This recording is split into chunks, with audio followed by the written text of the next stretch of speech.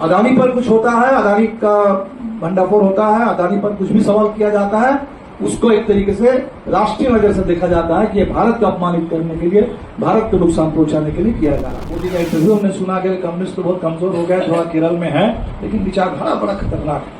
खतरनाक विचारधारा है और इसको किसी भी कीमत पर खत्म कर। खतरनाक माहौल अगर बना रहेगा और बढ़ जाएगा तब ना एमएसपी, ना किसी का कुछ नहीं मिलने, ना ओल्ड पेंशन, ना किसान, कुछ नहीं होने वाला। किसानों का राष्ट्रवाद, ये देश किसानों का है, राष्ट्रवाद के सबसे बड़ी ताकत किसान है। आज हमारे देश का राष्ट्रवाद जो राष्ट्रवाद हावी है वो सांप्रदायिक है, वो हिंदू राष्ट्रवाद है और वो कॉर्पोरेट राष्ट्रवाद है। अदानी पर कुछ होता है, अदानी का भंडाफोड़ होता है, अदानी पर कुछ भी सवाल किया जाता है, उसको एक तरीके से राष्ट्रीय नजर से देखा जाता है कि ये भारत को अपमानित करने के लिए, भारत को नुकसान पहुंचाने के लिए किया जा रहा है। लेकिन अगर इतने सारे लोगों को जो भेजा गया, वो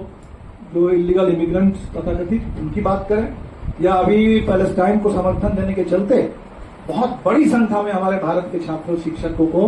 उनको डिपोर्ट किया जा रहा है, उनका वीजा रद्द कर दिया जा रहा है। इस सबसे हमारे देश का राष्ट्रवाद का कुछ आता जाता नहीं है इस समय, जो सरकारी राष्ट्रवाद। तो अगर फिर एक बार ये टैरिफ के सवाल को पकड़ करके हम भारत के राष्ट्रवाद को किसानों के राष्ट्रवाद से अगर जोड़ सके और वो भगत सिंह के राष्ट्रवाद जो साम्राज्यवाद विरोध से ही पूरा होता है, तो वो उसको सामने ला सके, मुझे लगता है वो पूरे देश के लिए बहुत बड़ा काम है। अब ये इसको, इसलिए मैं आंदोलन, मोर्चा, इंडिया ब्लॉक, इसमें मैं नहीं देख रहा हूं कि वो राष्ट्रवाद का उभार चाहिए। राष्ट्रवाद को इस फांसीवादियों के चंगुल से, इस पूरे कॉर्पोरेट राष्ट्रवाद और सांप्रदायिक राष्ट्रवाद के खिलाफ फिर एक बार एक सेकुलर राष्ट्रवाद, एक किसानों का राष्ट्रवाद, इसको सामने लाए बगैर हम लोग नहीं कर सकते। उसको उभारने का बड़ा मौका मिल रहा है, ठीक से हम लोग करें। एक बात यहाँ आई कि इस बार का जो आंदोलन हो उसमें अगर बिहार और यूपी अगर ठीक से खड़ा हो, बंगाल ठीक से खड़ा हो, तो उससे बात बनेगी। इसमें मुझे जो लगता है कि जहां तक बिहार में जो खेती का स्तर है, उसका जो चरित्र है, तो फिलहाल एमएसपी का मुद्दा कोई बिहार के किसान आंदोलन का निर्णायक मुद्दा बन नहीं सकता। ये वहां की खेती के चरित्र से मेल नहीं खाता। वहां फसल वहां बिकता ही कम, लोगों को कुछ मिलता ही नहीं है। यहाँ बिकता था, मिलता था, और तब जाकर के जब मंडियों को रोका गया, ये सब बंद करने की बात आई, तो लोगों को क्या नुकसान होने जा रहा है ये बात समझ में आई। और अभी यहाँ तो बहुत दूर की बात है, फसल जो है सरकार खरीदे और वो बिके और उसकी ठीक से कीमत मिले, ये बहुत अभी दूर की सोच है, अभी बहुत छोटे हिस्से के किसानों की सोच है, बाकी आम किसानों की बात नहीं है। तो बिहार की अगर बात हम करें तो दूसरे मुद्दे हैं जो बिहार के लिए शायद बड़े महत्वपूर्ण बन सकते हैं, जैसे किसान खेती का इंफ्रास्ट्रक्चर, वो अपने आप में बहुत कमजोर है, तो खेती का इंफ्रास्ट्रक्चर बड़ा मुद्दा बनेगा। लैंड एक्विजिशन, बहुत धड़ल्ले से जमीन जा रही है, बहुत, और लैंड रिलेटेड एक असुरक्षा है जो लैंडलेस के अंदर नहीं, जो कल तक जिनके पास जमीन थी, खेती कर रहे हैं, घर बना रहे हैं, अचानक भूमि सर्वे आया और सरकार कह रही है कि जमीन आपकी नहीं है, और उसमें बिना मुआवजा जमीन एक्वायर किया जा रहा है, घरों को बुलडोजर से ढहा दिया जा रहा है। ये मैं किसान की बात कर रहा हूँ, गरीब की बात नहीं कर रहा हूँ। तो ये शायद बिहार के लिए कुछ अन्य मुद्दे इस तरीके का आ सकते हैं। इसी तरह के अन्य राज्यों में भी कुछ अलग अलग कुछ मुद्दे आ सकते हैं, और इसीलिए हमें लगता है कि थोड़ा मुद्दों के लेंस से थोड़ा बाहर एक तरीके से एक आंदोलन का माहौल और थोड़ा इसको कैलिब्रेट करना पड़ेगा। और उसको अगर ऑल इंडिया में हम लोग जोड़ लें तो निश्चित तौर पर एक अच्छा माहौल बनेगा। तो निर्णायक आंदोलन की दौर है, और अगर इसमें, क्योंकि मोदी जी इस बार कम ताकत से आए, लेकिन उनका सोचिए तो जिस तरह से उन्होंने बस्तर के लिए कहा, तो डेट तय कर दिया कि फला तारीख के अंदर हमको पूरे नक्सल मुक्त कर देना है। जिस भाषा में, जिस बॉडी लैंग्वेज के साथ अमित शाह को हमने बोलते हुए सुना, अम्बेडकर पर बोले वो तो फिर एक मुद्दा बना, लेकिन जब इस पे बोल रहे हैं कि दोनों आंख के बीच में हमारे लोग गोली मारते हैं और इतने लोगों को हमने मार गिराया, कांग्रेस वाले मार नहीं पा रहे थे, मारने के लिए, खत्म करने के लिए मोदी का इंटरव्यू हमने सुना कि कम्युनिस्ट तो बहुत कमजोर हो गया, थोड़ा केरल में है, लेकिन विचारधारा बड़ा खतरनाक विचारधारा है, और इसको किसी भी कीमत पर खत्म करना है। तो बस्तर में जो हम देख रहे हैं, इसको भी एक तरीके से आदिवासियों के ऊपर एक युद्ध है, एक पूरा समझिए कि राज्य जो है वो कानून से बाहर हो गया है, पूरी तरह से लॉलेस एक तरह का स्टेट हो गया है। और एक विच हंट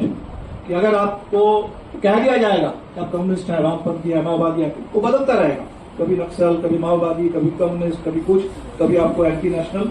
तो आइडियोलॉजी के आधार पर विच हंट किया जाएगा और उस विच हंट को एक तरीके से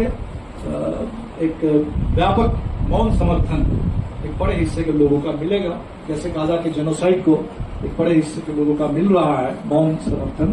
तो वैसे भारत में भी सबको मिलेगा। इसलिए हमें लगता है कि माहौल तो बहुत खतरनाक है और इस खतरनाक माहौल अगर बना रहेगा और बढ़ जाएगा तब ना एमएसपी, ना किसी का कुछ नहीं मिलने, ना ओल्ड पेंशन, ना किसान, कुछ नहीं होने वाला है। सब कुछ खत्म होने के वो ऑपरेशन कगार जो चल रहा है वो हमारे डेमोक्रेसी के लिए ऑपरेशन कगार है, सब कुछ खत्म होने के कगार पर उसको ला दिया गया। तो हमें लगता है कि हम लोग जब देखते हैं किसान आंदोलन को तो बहुत अच्छा लगा कि किसान आंदोलन शुरू तो हुआ मान लीजिए कुछ मुद्दे के आधार पर, लेकिन जब बढ़ता चला गया तो उससे एक ऐसी पहचान बनी और इस तरह की एक चेतना का विकास हुआ कि जब अग्निवीर आता है वो किसान आंदोलन उस अग्निवीर पर भी पूरी तरह से उसी तरह से बोलता है। जब महिला पहलवानों का सवाल आता है वो किसान आंदोलन उसी हरियाणा का इलाका है जो खप पंचायत का इलाका है, जहां बहुत कोई महिलाओं के लिए समझ शायद बहुत पुराने किस्म की है, लेकिन वो महिलाओं के पक्ष में, पहलवानों के पक्ष में वो किसान आंदोलन खड़ा हो जाता है। अभी मारुति के मजदूरों से हमने सुना कि मारुति का जब पहले मजदूर आंदोलन शुरू हुआ तो हमें किसानों से कोई समर्थन नहीं मिलता था। वो किसान मैनेजमेंट के साथ होते थे, उनका मजदूरों को किराया भी देने से, मकान किराया पर देने से भी इनकार कर देते थे। लेकिन किसान आंदोलन में शायद किसान के अंदर एक ऐसी चेतना का कुछ विकास किया है, बदलाव किया है कि अब जब मारुति का भी इस बीच से आंदोलन होता है तो किसान और मजदूर के नजदीक आने का एक माहौल बन सकता है। इसीलिए हमको लगा हम आपसे ये रिक्वेस्ट करेंगे कि टैरिफ का सवाल तो है ही, लेकिन जैसे मान लिया अमृतसर में जिस तरह से एयरपोर्ट में उतारा गया, हमारे देश के नौजवानों को, महिलाओं को हाथ में पूरा हथकड़ी लगा करके, पैर में बेड़ी लगा करके, ये जो हमारे राष्ट्रीय स्वाभिमान पर इतनी बड़ी चोट, इतना बड़ा अपमान, कि इन सवालों को आर्थिक मुद्दे से हट करके भी भावनात्मक मुद्दे, देश के मुद्दे जो शायद किसानों की सबसे बड़ी पहचान है, तो मैं उसी से आप सबसे यही रिक्वेस्ट करूंगा कि किसानों का राष्ट्रवाद, ये देश किसानों का है, राष्ट्रवाद के सबसे बड़ी ताकत किसान है और उस किसान के राष्ट्रवाद, किसान के हाथ में अगर अमेरिका विरोधी, साम्राज्यवाद विरोधी वो राष्ट्रवाद अगर आ जाए और वो पूरे देश के हम मालिक है, वो जो 1857 वाला था, हम है इसके मालिक, हिंदुस्तान हमारा, ये है हमारी मिल्कियत, तो वो एहसास लेकर के हम लोग आगे बढ़ जाए तो निश्चित तौर पर लड़ाई जमेगी। और तो सुनीलम जी कह रहे हैं कि पहले की तुलना में बेहतर माहौल है, ज्यादा लोग क्योंकि धीरे धीरे जमा होते जा रहा है, एक एक लड़ाई का अनुभव, हर एक लड़ाई की कुछ ना कुछ उपलब्धि, उससे कुछ समर्थन, तो बड़ी सॉलिडारिटी भी बनेगी। तो बहुत अच्छा लगा आप सभी साथी यहाँ आए और जो भी एक साथ हो, अलग अलग हो, हमारे हिसाब से बहुत, हम लोग जो बाहर से देखते हैं हमें तो बस इतना ही अच्छा लगता है कि फिर लोग लड़ रहे हैं, अगर एक साथ मिलके एक ही मंच बना करके, मोर्चा बना के लड़ना संभव हो तो बहुत अच्छी बात है। अगर वो न भी संभव हो तब भी हमें कोई एकता के लिए तो कोई इंतजार करना नहीं है,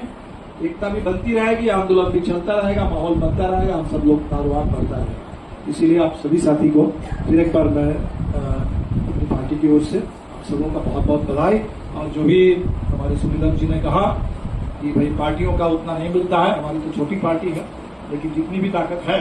वो आपके आंदोलन के लिए समर्पित ताकत है। और मुझे लगता नहीं है कि माले के बारे में ये शिकायत करने का आपको बहुत मौका मिलेगा।